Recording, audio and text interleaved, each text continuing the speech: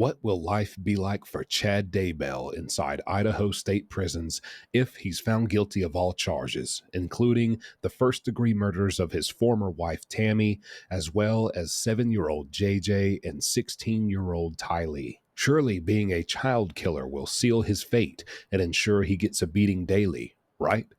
Will he be protected by staff due to his situation? Will he even survive prison at all? Here's the realistic breakdown from someone who recently finished serving 10 years in prison. Now, a lot of prison movies and TV shows and even content creators would have you believe prison's pretty cut and dry. It's set in stone. When this happens, this is the result. If you come in there and do this, this happens. Every time, no ifs, ands, or buts. And in Chad Daybell's case, if you're a child killer, you go in there with charges of murdering children, this will absolutely happen to you, no doubt about it. Bank on it. And that's just not true. Prison, when it comes to what happens to which people and for what reason, it's very situational. There are so many variables, so many prison politics, as they call it, that come into play that you really have to go. You can't group them all together like that. You have to go by the individual and what exactly happened and all the different details of what's going on with this person to determine what is life pretty much going to be like for them in prison. Those people would say, oh, because of his charges, he's a child killer. Inmates hate. Trust me, guys, inmates hate child killers. No doubt about it. Bet my bottom dollar the second he sets foot in that cell block, he's dead meat. They're gonna shank him to death. And then you'll have like another side of it where everyone's like, no. Trust me, he's a child killer. And because he's a child killer, because he has these charges, he's going straight to PC, protective custody. He'll never be around any dangerous inmates. He'll live like a king. He'll be just fine because he killed children. I want to show you an example, and this is an article, an actual medical and news report that is coming from a situation, an altercation, an incident that happened in Idaho state prisons, which is very important. It's very important to narrow it down. If we're talking Chad Daybell, where is he going to prison if found guilty? Where is this all going to take place? If we want to know what life is going to be like, we got to know where, what state correctional facility and just prison system he's going to be in, and how do things run there? Because it's different from state to state. It just is.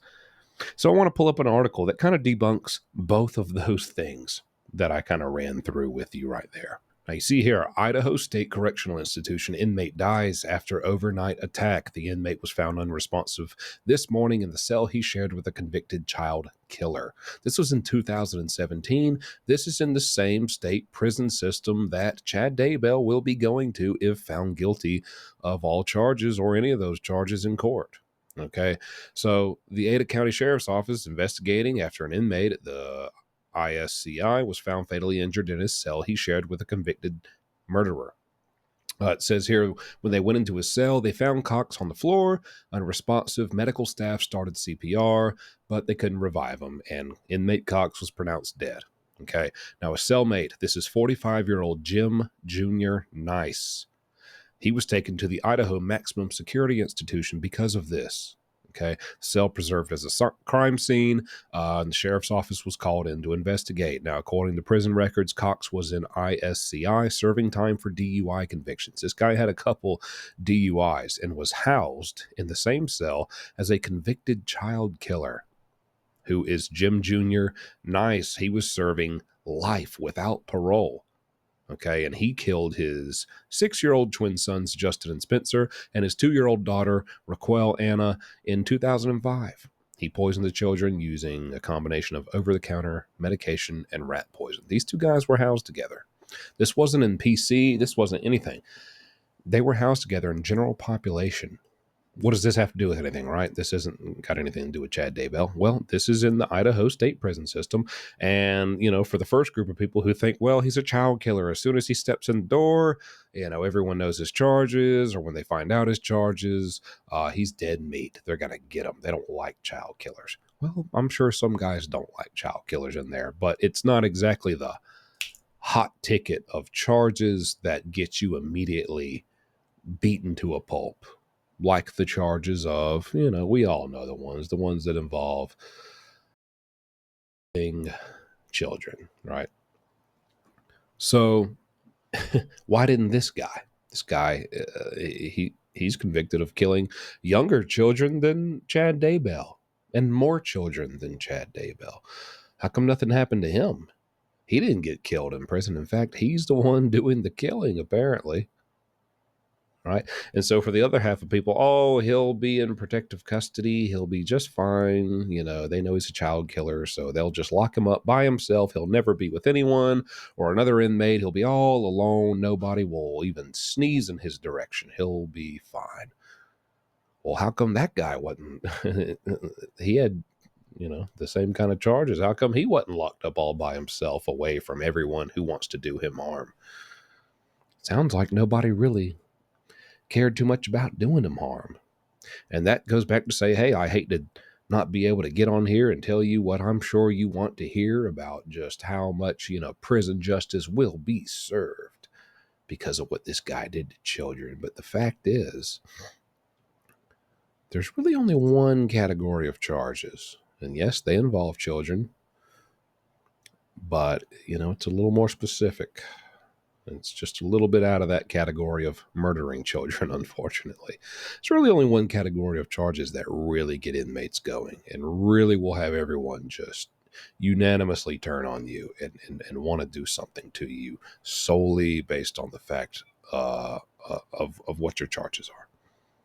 Now, I'm not going to sit here and say that there's not some guy, some inmate in there who has children at home and just he's a father and he loves his kids and he hears about this and it really just lights a fire in him and it strikes a chord with him personally and emotionally and he just can't let it go and it burns him up inside to see this guy walking around because he personally doesn't like what he did. And every time he looks at him, he thinks about his own kids and what he would do if anyone ever tried to do that to them.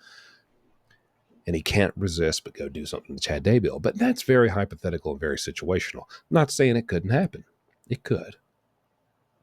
But if we're talking, what's, on average, what life is going to be like, what's likely to happen, it's very likely that nothing will happen as far as like life-threatening attacks. Okay. Now, that's not to say he'll have it super easy. Okay, there's many scenarios where he could get himself into trouble. I mean, these guys, they can have the worst of the worst charges and nobody do anything to you for that reason, but you can go in there and sneeze on somebody's neck, step on somebody's brand new pair of, wreck time shoes or spill your coffee on somebody's, brand new washed uniform and they'll beat the crap out of you for it. Okay, I mean, you never really know.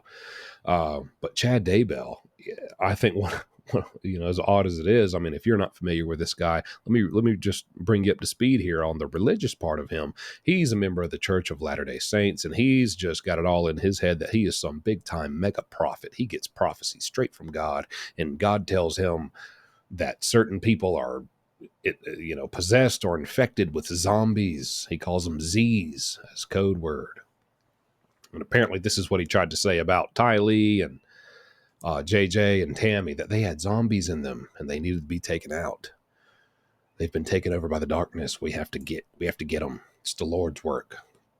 If he comes in prison with all that bull, that big scoop of bull, I can think of one group that isn't going to like it. The Muslims. Now, there's a large group of inmates in any prison just about, and I'm sure any prison content creator will confirm this, who they're not in gangs, they're not in this, they don't gangbang. They are devout followers of the Muslim religion. And let me tell you something, it's not just like, hey, I believe this, oh, you do too? Cool, nice, shake my hand. No.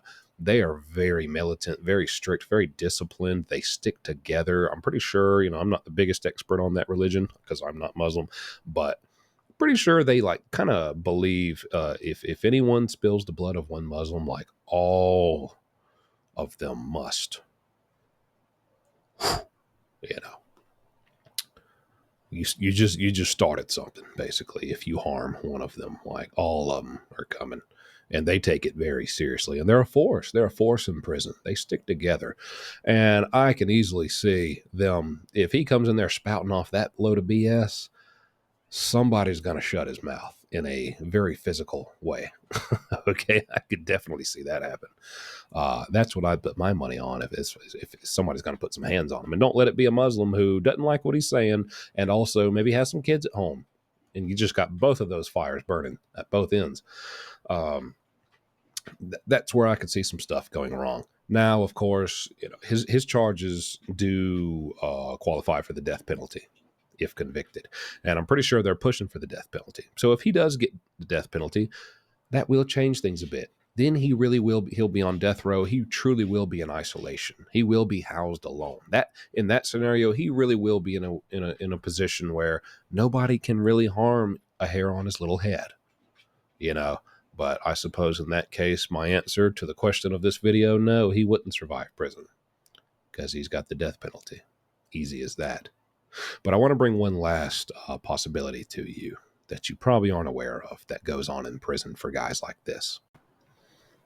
Let's get this audio right. Let's get this audio right. Let's get this audio right. Let's get this audio right. Let's get this audio right.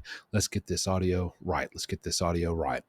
Now, call me crazy, but Chad Daybell just doesn't strike me as the guy who's just going to go in there and get cold and hardened up and start throwing down and breaking jaws and just, dishing out butt whoopings to anybody who tests him. Okay, he just doesn't. So he's not going that route. What options does he have? Guys like Chad Daybell, who aren't really with, rule breaking. I don't want to get into any trouble. I don't want to get into any hullabaloo, no violence, no gangs, no fights, no, there's really two sides of the line when it comes to being an inmate. You're either all the way just in the mix, or you're trying to follow the rules on the straight and narrow, and you stay away from any of that. You try to be a good guy, good boy. Chad Daybell is going to try to be a good boy, and there's many perks. If I'm being honest, there's many perks that come with that. It's not PC, protective custody, but there are designated dorms on any prison yard anywhere. For instance, in South Carolina, we call them character dorms, but many other states and prison systems have different names for them, but they're essentially all the same concept. These are the designated dorms on the yard for inmates who the staff knows doesn't break the rules, or, these are guys who just aren't, they're just, I'm in there for financial crimes or just stuff like I'm not going to be getting into, any of the crap. I don't smoke. I don't want to do drugs. I don't want to have contraband. I don't want to, start a riot. I don't want to, stand up against the corrections officers and just start a rebellion. I just want to be there and do my time and be good and do what the corrections officers tell me to, and work a nice job and just do my time in peace. Okay. That's what Chad Daybell's going to do. Okay. He'll end up in one of those character dorms almost immediately, just because officers have been there so long, they can kind of pick out the inmates who need to go there. Now, Chad is going to walk the line. He's not going to even sneeze in the wrong direction. Guys like Chad will get prestigious jobs, kind of sweet gigs, you can call them. These are jobs that not any inmate gets. Most inmates, they'll be ward keepers, where you're just a guy who helps, one of many who helps sweep up and mop up around the cell block and just dust and clean windows. And or you get a kitchen job, and there's, most inmates go work in the kitchen, and you wash dishes or make biscuits or serve grits. Or you're a lawn guy, you go cut the grass out in the heat for all the grass on the prison yard. Just very basic stuff like that most inmates get assigned to. Then you got the sweet coveted gigs. And that goes to the guys who never break rules, the guys who are the teacher's pet of inmates, like Chad Daybell will be. These are like librarian jobs, assistant jobs, where basically you kind of shadow higher rank officers like lieutenants, sergeants, captains, You kind of just follow them around all day and just hold their documents, or, whatever they got to do. They got to go bring this paperwork here, or they got to go do this, and they got to go check in on this dorm, or you just follow them throughout the yard, and you basically do whatever they feel like or don't feel like doing.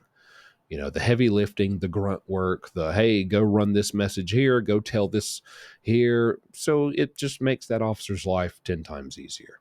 And because you're shadowing this officer, you get real close. They get to know you as a person, and, they don't really take into account or care too much about what your charges are. That kind of magically goes away. And they just deal with you accordingly as an inmate and how you conduct yourself on that yard in prison. And so you end up being, their golden boy. And kind of everybody knows, man, if you touch him, then Sergeant McGee is he will not rest until he gets you and nails you to the wall and makes sure you get in the most trouble you can get. And he's going to make your life a living hell for as long as you're on this prison yard with him, because you got his golden boy and everybody knows he's off limits. Just little jobs like that. That's kind of how the dynamic goes. I'm just explaining how it works in prison. And there's the high rank gang leader, the gangbanger, the guy or the hitter, the guy who gets sent to stab people up who hadn't paid their money. These guys don't get those jobs. Like, these officers are not going to reward them with these coveted jobs. And they're not going to spend their whole days around these guys who are just like stone cold head busters, or just honestly causing the most misconduct at this prison. They're not going to let them be around them all day and give them those jobs. It's going to be the exact opposite. And that's what it's going to be for Chad Daybell. And by having that gig, by having that sweet setup, by having that teacher's pet golden boy always right here behind me under my wing type of job, he will get protection from that, if that makes sense. I've tried to explain it best I can, but that's what I envision for Chad Daybell. And that's why he will survive prison until he doesn't survive just from old age. You know what I mean? That's my prediction. There's your options. There's all the scenarios that can go. Let me know what you think. What do you think? Am I completely wrong? That I missed the mark? Am I full of crap? Do I not even know what I'm talking about? Let me know what you think. I'm interested to hear. Out of all these options, what are your predictions as far as what will come Chad Daybell's way if he finds himself in Idaho State Prison? Thanks for watching. See you next time.